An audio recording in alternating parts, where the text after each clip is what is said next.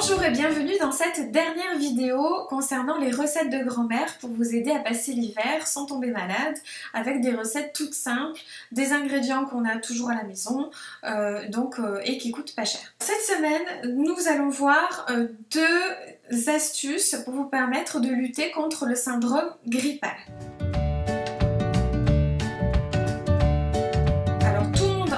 Évidemment du grog en cas de grippe. Donc en effet, les boissons chaudes vont activer la transpiration, permettre à l'organisme de faire tomber la température en cas de fièvre. Mais par contre, le rhum, lui, n'a aucune vertu médicinale. Donc ce qu'on peut faire, c'est un grog sans alcool. Alors, pour faire simple, vous pouvez l'acheter directement en pharmacie. Je crois que c'est le laboratoire Vitaflore qui le propose. Et en fait, il me semble que c'est dans les 5-6 € les 100 grammes. Et ça vous permet de faire 6 grogs environ, je pense. Et donc en fait, ils ont à l'intérieur du grog, ils ont mis miel, citron, cannelle, gingembre. Et donc vous suivez la recette qu'il y a dessus pour confectionner votre propre grog. Et du coup, il n'y a pas d'alcool à l'intérieur. Le radis noir est bien connu, c'est un fluidifiant bronchique, donc il peut être intéressant évidemment grâce à ses molécules soufrées contre la grippe. Ensuite, le navet, lui, a des activités antiseptiques et anti-inflammatoires, précisément au niveau broncho-pulmonaire, et aussi il est riche en amidon, ce qui lui donne un côté adoucissant. Alors, la recette que je vais vous donner, c'est la recette du docteur Morel, qui est phytothérapeute. Donc en fait, il faut couper un radis noir et 200 g de navet lavé évidemment en tranches fines.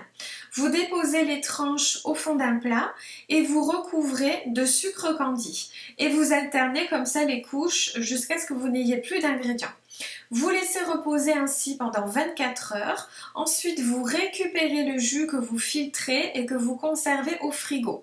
Donc, vous pouvez consommer entre 2 et 4 cuillères à café par jour de ce mélange, de ce sirop. Et ça vous permettra du coup de lutter contre la grippe. Alors, si c'est pour un enfant, évidemment, c'est 2 cuillères à café, pas plus. Autre recette de grand-mère, cette fois-ci pour lutter contre la grippe intestinale. Alors le cumin contient en fait une huile essentielle qui va faciliter la digestion, favoriser l'expulsion des gaz et augmenter les défenses immunitaires de l'organisme tout en diminuant les douleurs. Donc très intéressant évidemment en cas de grippe intestinale. Donc n'hésitez pas à mettre du cumin un petit peu partout, sur vos viandes, dans vos légumes, sur votre riz pour vous permettre justement d'apporter tous ces bénéfices.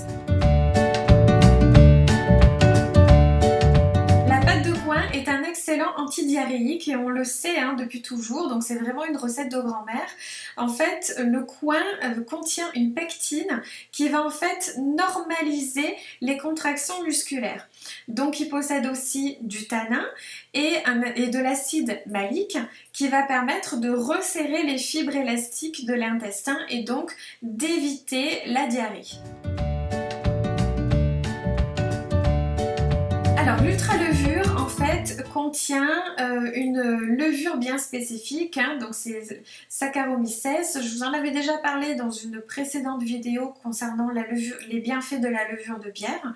Donc en fait cela va lutter contre la diarrhée évidemment en diminuant les spasmes, donc du coup ça diminue la douleur aussi.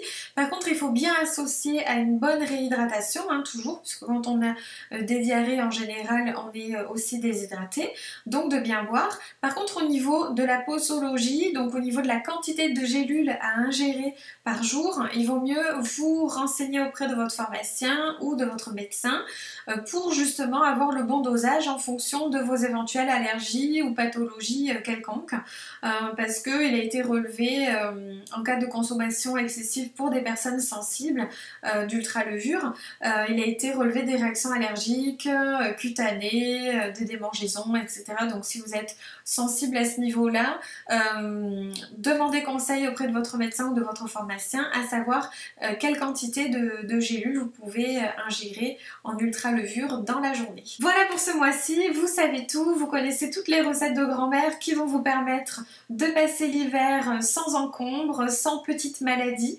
et puis tout ça évidemment avec une alimentation équilibrée, c'est très important pour être en bonne santé. Et donc je vous retrouve la semaine prochaine pour un nouveau thème. À très bientôt, bonne semaine à tous.